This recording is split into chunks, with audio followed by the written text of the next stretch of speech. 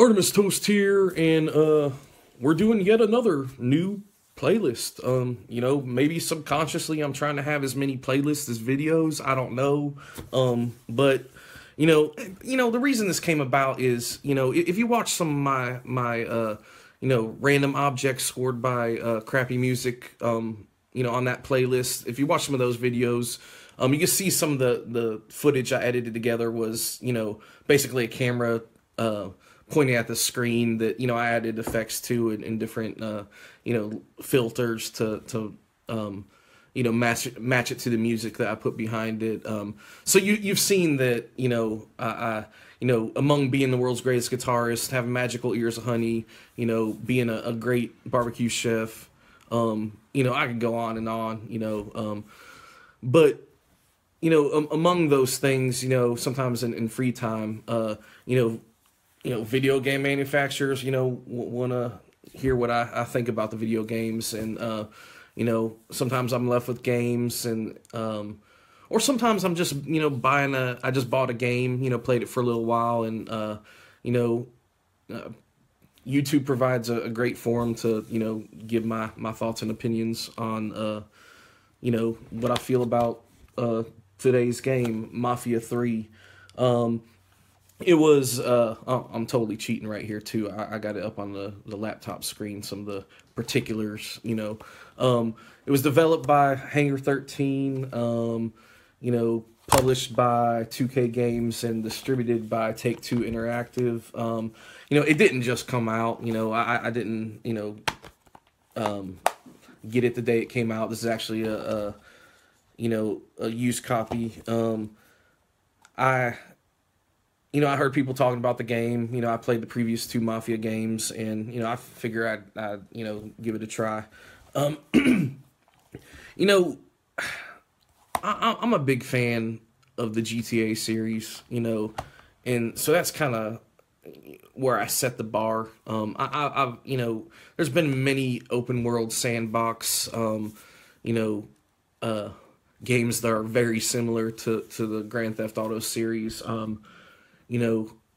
Once again, using that as the bar, I don't feel that anything has reached that yet. Rockstar, they make a great game, in the Grand Theft Auto series, and man, that's going to be tough to beat. So right out of the gate, this was an awesome game. Was that GTA 5 level? Unfortunately not, but that's not saying it's not an awesome game. On the awesome scale, there's pretty awesome, and then all kinds of awesome. This is pretty awesome. The story was great. I like the idea of, the main character, Lincoln Clay, coming out of Vietnam and also where it took place, 1968. Also the location, New Bordeaux, which is, based on New Orleans, or, took its inspiration from New Orleans. That was awesome. You haven't seen that in a open world sandbox game, to my knowledge, yet. The driving mechanics were really good. I'll give them that. I've owned like late 60s cars, and the effect that they use with the abrupt braking, the cars back then, they didn't come to that dead stop. There's motion after the fact, not like modern cars now with, stiffer suspension and they stick to the road better. Going back, to my previous statement, I feel that they nailed that with whatever, physics engine or whatever, technical mumbo jumbo goes into that part of it. It gets pretty repetitive, which that the previous Mafia games, that was my biggest complaint about them. But this is leaps and bounds above the previous two games. There's a lot of I like that they show you on the map where, those collectibles are, that helps me out. Like the magazines and the records and the things throughout this game. Um, the shooting mechanics are pretty good. I might have to play it on the harder level because, it seems it's pretty easy. You know, I think it's pretty cool that you could, as you progress in the game, you could summon somebody to sell you guns and ammunition. You could summon somebody to, collect your, money that you've earned and, bring you a car, etc. Those things are pretty cool. But I guess the animations involved with it are kind of cheesy, especially the ammo dealer and that Volkswagen knockoff van thing.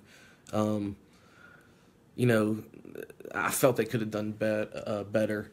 Another thing, once again, overall very awesome game, and I'm not trying to be too critical of it, but once again, like, I feel that many would agree that, GTA series kind of set a very high bar that's going to be difficult to match or beat. And once again, using that as a comparison, that's why I'm stating these things.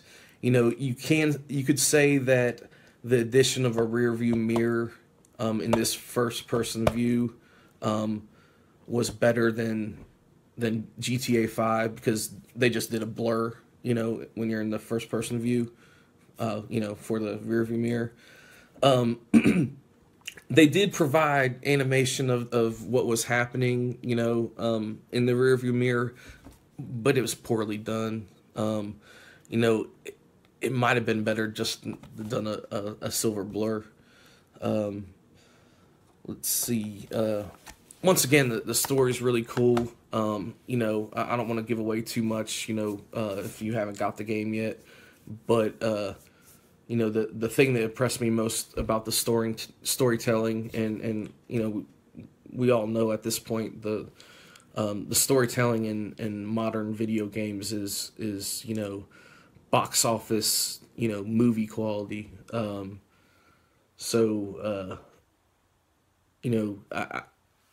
Great props to the writer. Looks like his name is Bill Harms. Great storytelling. Once again, without giving too much away, the parts that they put in that looks almost like a 2020 special, news coverage where, some of the characters in the story in 1968, there's interviews with them present day as they talk about the past. And then it kind of intertwines well with the story as far as integrating that as the story progresses, and kind of like one of those things where it's it's jumping back and forth between the present and past, and that's you get to see the modern day versions of the 1968 characters that were involved, which is pretty cool.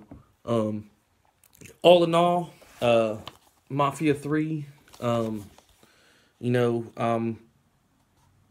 haven't put a lot of time in it yet, but enough that I felt where I could, offer an opinion on it. Definitely a game worth getting. Once again, I know it's been out for a couple months. I know there's a million of these reviews on there, but I upload a video every day, and sometimes you run out of stuff to do. So today I did this, but all kinds of awesome Artemis toast.